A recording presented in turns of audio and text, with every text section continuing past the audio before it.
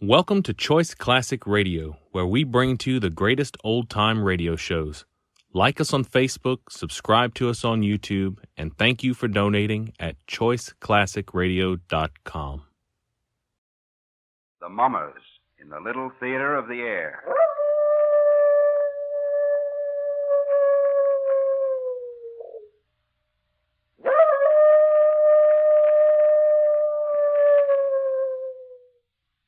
Now, the Hermit.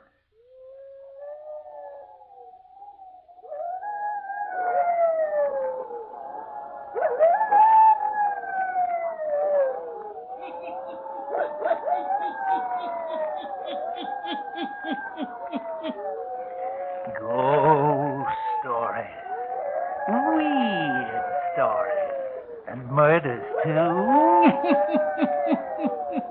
The Hermit knows of them all. Turn out your lights. Turn them out.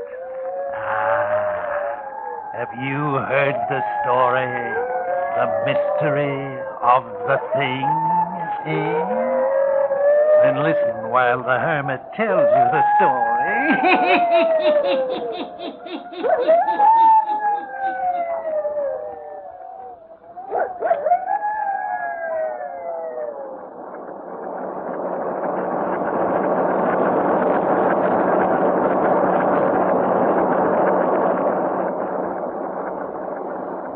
Startling new development and mysterious disappearance of Dawn Forestier, beautiful wife of Dr. John Forestier.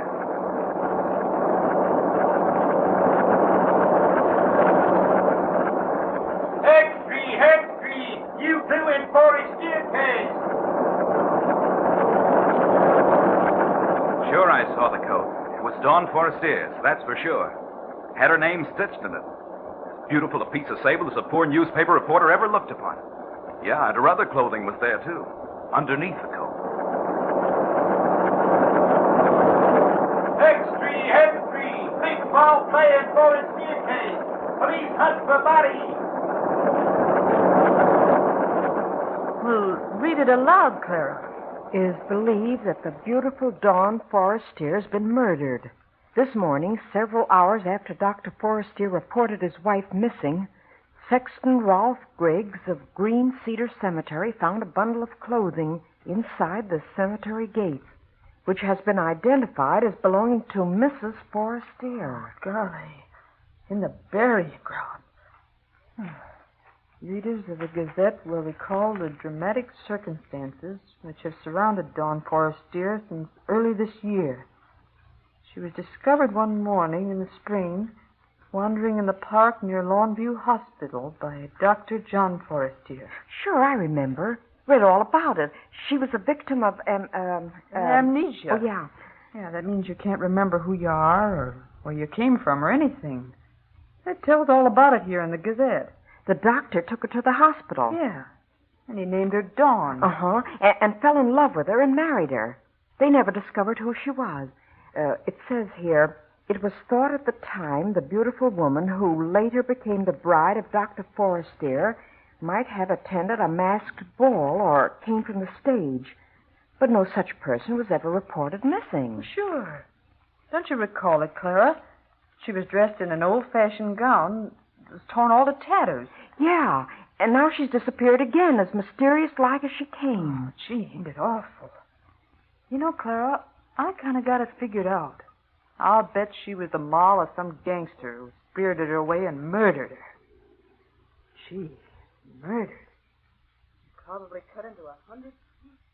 Gentlemen of the press, I have called you here to my home to tell you that you need not continue your search for Mrs. Forestier. What do you mean, Doctor? Not to continue the search? What's the dope, Dr. Forestier? Have you located her? I think perhaps we have. Well, where is she, Doctor? Where'd you find her? Please. What are you going to do? Please, gentlemen. What? If you will kindly allow me to do the talking, or rather, if you will permit Mrs. Forestier to speak. Then she is here in the house? No. My wife will speak to you through a letter she left behind for me. I only discovered it this evening. For you see, she had placed it in a volume of verse from which I often read to her. Oddly enough, I had thought I would never want to open the sonnets from the Portuguese again. It was against my will that I turned to it this evening. Perhaps guided by Dawn. Who knows? Who can say? It was here I found her letter to me. What is in the letter, Dr. Forrester? I'm about to read it to you. There will be a few passages I will omit. They are personal messages meant only for my eyes. But here is the story of the disappearance of Dawn.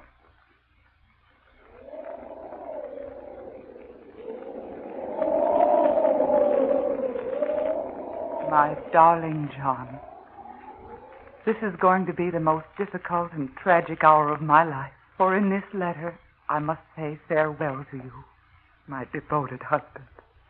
The story I have to tell you, John, will be so strange and terrible that at first you won't believe it. But as you remember me, as you recall the circumstances of our meeting, how you found me dazed and wandering in the park one spring morning, how we've never known who I was or where I came from, then you will give more credence to my story. You named me Dawn because you found me at sunrise. Boris, dear, because you loved me. We met in the dawn, my darling. But I must creep away from you in the darkness of the night. Oh, John, how I've loved you. And yet how disturbed I've been since I've lived here with you. I've tried to keep it from you, but your analytical mind and keen eyes have often noted my condition.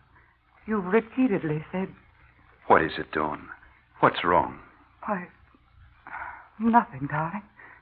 Why? You know, dear, I often think it must have been during the night time that you were mistreated or abused by someone or something which brought about your amnesia. Why, John? Because it's always in the night time that you appear nervous, disturbed. Oh, John, you're imagining things. It was not you, John, who was imagining things. It was I. At least at first I thought it was a product of my imagination. It happened for the first time a few days after we returned from our honeymoon and had come here to live. You had left my room. I had turned off the light by my bed, prepared to sleep. First, I thought I must be dreaming. From a distance, I heard a singing wind, like the opening strains of a melody played on an organ. Something quickened within me. I seemed to know the melody. I thought to myself, everything is going to come back to me. I shall know who I was before I became Dawn Forrester. I listened intently. And then as I was listening, my outer bedroom door seemed to light up. Yes, that's it, to light up. I sat up in bed. A street light shining through my window made the thing that materialized against my door very discernible. I could see that it was something phosphorescent. It glowed and shimmered in the half-light. Then I could see that it was taking a shape and form, the form of a human being. For many seconds I looked upon it, too frightened to speak. Finally, I got out the words, "What are you?" There was no answer. When I spoke, it disappeared. In the morning, I was convinced I'd dreamed it all. But the next night, the same thing occurred again. Once more, I was aroused from a half-sleep by the music of the wind. The second time, the glowing figure seemed to be closer. I spoke again. "Who are you?" This time, the figure didn't vanish so quickly after I'd spoken. It lingered a few seconds and then faded away like a picture on a screen. This materialization occurred for 7 consecutive nights. It was then, John, that I asked a favor of you. Remember? John? Yes, darling? Would you think it too bold of me if I asked if we might go away for the weekend? No, darling. I wish we could. I've noticed how nervous you've been the last few days. I'm sorry, dear. I don't know what it is. Don't let it distress you, Dawn. You're not entirely well, you know. Maybe some time before your nerves stop playing tricks on you. You're so helpful to me, John. I wish I might grant your request to go away for the weekend, but my work at present makes it impossible. Oh, it's all right, dear. It was only a suggestion. I'm really all right, so long as I have you. You had said it would be a long time before my nerves stopped playing me tricks. Oh, this was something to cling to. It was silly of me to get upset. No human figure really materialized in my room. It was my nerves playing me tricks. But the visitations didn't stop, John. Hearing the singing wind, having that glowing, shimmering thing appear in my room was continuous. And then came the thing that struck terror in my heart. This night I had fallen asleep. Again, the music of the wind aroused me. I opened my eyes, and then I gasped in fright.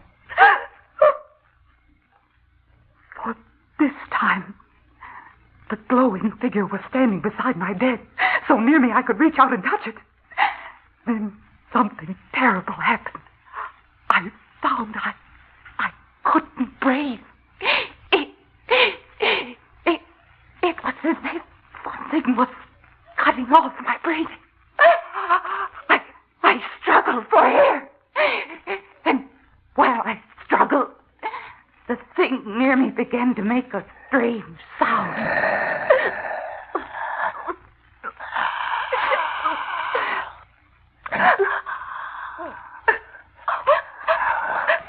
Then I sensed what was happening. The thing was somehow taking the breath from me, getting it into its own body.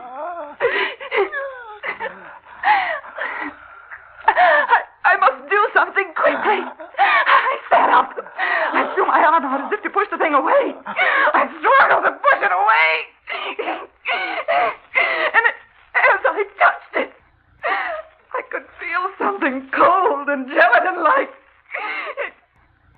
And then it disappeared. That was the night, John, that I screamed.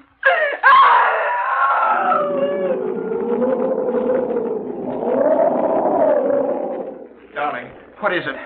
What in the world is it? Dawn, look at me. Tell me, what was it? A nightmare? John! From then on, events transpired rapidly. You made an appointment for me with Dr. Bland, the eminent psychiatrist. Oh, I know, darling, you were upset because I refused to go to him. But I knew by then that it was no use. The thing was growing bolder all the time. Many nights it stood over me in my room, and without touching me, was yet able to take the breath from me and command it to enter its own body.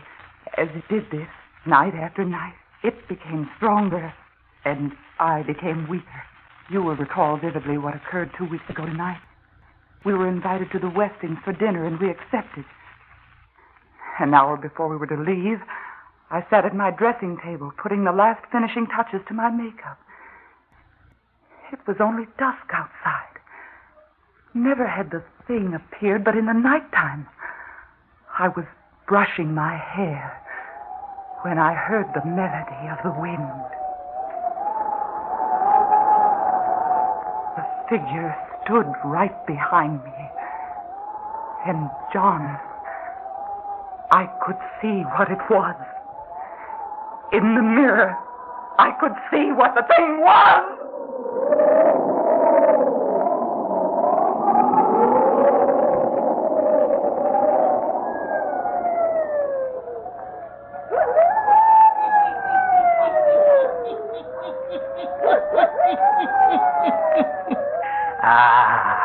And what can be the thing that haunts and torments the beautiful Dean Forestier, eh?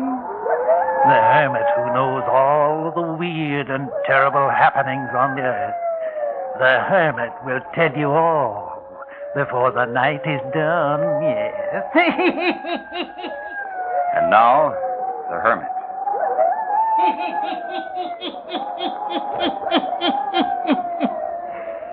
And now Dr. Forestier continues to read to a group of newsmen the letter his wife, Dawn Forrester, left for him before her strange disappearance. Listen to Dawn Forrester's story of the mystery of the thing.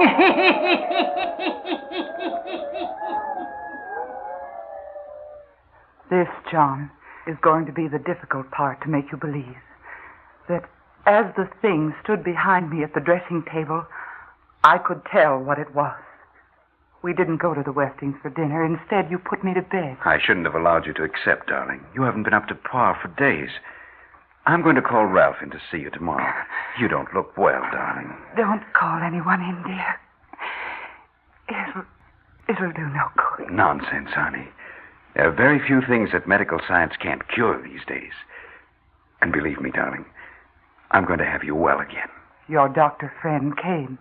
He gave me medicine to take. Oh, I knew it was no use at all. And yet I would do anything to humor you. For the thing that I now recognized was getting so strong that it was always near me. As I grew weaker, it grew stronger. And I wondered that you couldn't hear it breathing in my room. Now it had a power over me. A strong, compelling power. It was the master. I, almost a slave. Night before last, it exerted its will for the first time. It compelled me to rise from my bed. It was so strong now, it could actually make sound. Come with me. Come with me. As I rose from the bed, its phosphorescent glow seemed to envelop me. We moved toward the door, and it opened without the touch of a hand. We seemed to glide down the stairs, out of doors. The wind that touched my face was like the refrain I'd heard over and over again. We moved along the street, I and the thing. With great speed, we covered the streets and were soon on the outskirts of the city. I could see now the place which was our destination. Then I mastered all the willpower left to me, for I understood clearly all the dark things I'd not known before. But John, there was you. I couldn't go to this place where the thing was taking me. I couldn't enter there without somehow leaving word for you. I struggled. I fought with my adversary.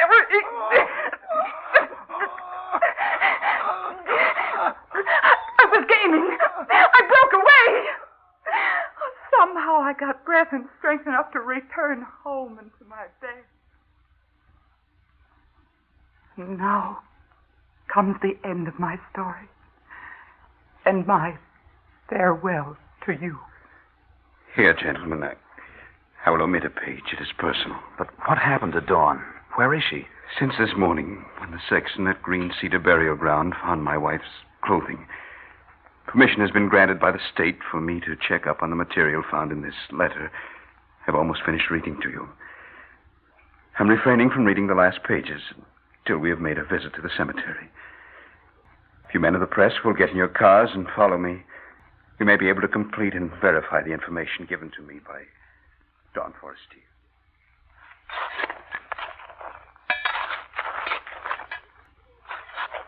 Hello, Dr. Forrester. The men have nearly completed digging. Thank you, Sexton. What goes on, Dr. Forrester? As you can see, these men are engaged in opening up a grave. What for, Doctor?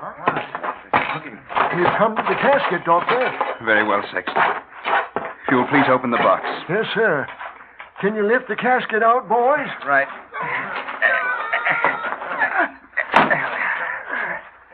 Now, gentlemen, after the box is opened, I will read the remainder of my wife's letter. Open it, please, Sexton.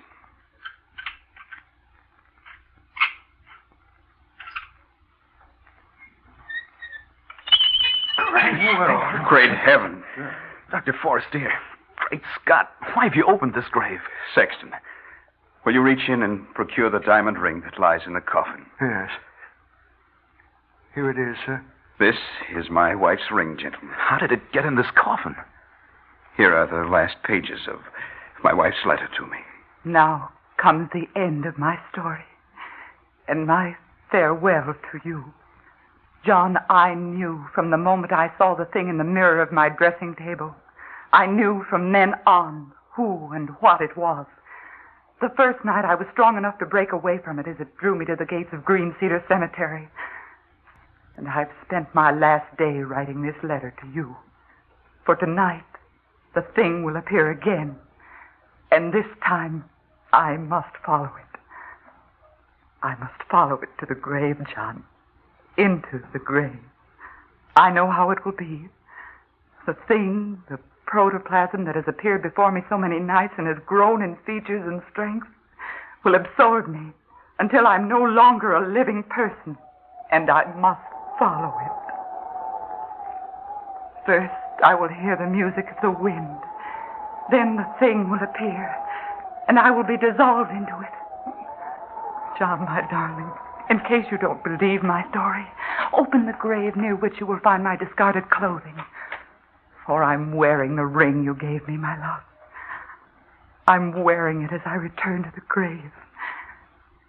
For you see, John, the thing that I saw in the mirror, that which has gained power over me, is I, John. It is my own ghost, come to claim me to return to the grave from which I broke away.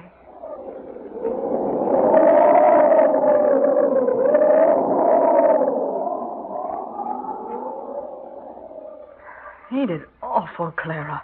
Could anyone believe such a terrible thing could happen on this earth?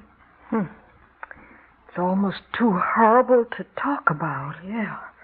There, when they opened that grave, lay a decayed skeleton. Wearing the same satin gown that Dawn Forestier was wearing when she was found wandering in the park by Dr. Forestier. And there was Dawn's ring inside the casket. Yeah. It says here in the Gazette that the inscription on the tombstone over that grave read, Lila Manton. And Lila Manton was a famous actress 85 years ago. She died one night very suddenly, just as she was to appear on the stage. Her cue to appear on stage was an organ playing. The music was written by the man Lila Manton was going to marry that night after the theater play was over. And the name of the man was David Forestier. He was a relative of Dr. John Forestier. But she died that night. The marriage never took place. What do you think it means, Clara? Does it mean that Lila Manton returned from the spirit world to live out her life that was ended so suddenly? Sure, I think so. But her ghost body made her come back to the grave. Well, that's how I got it figured out.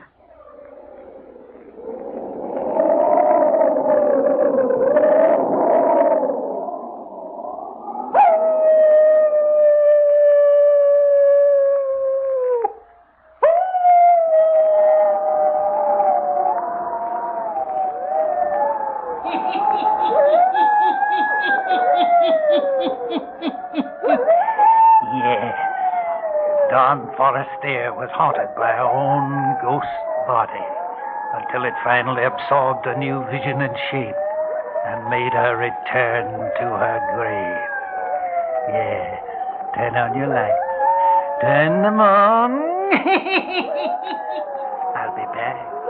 Pleasant dreams.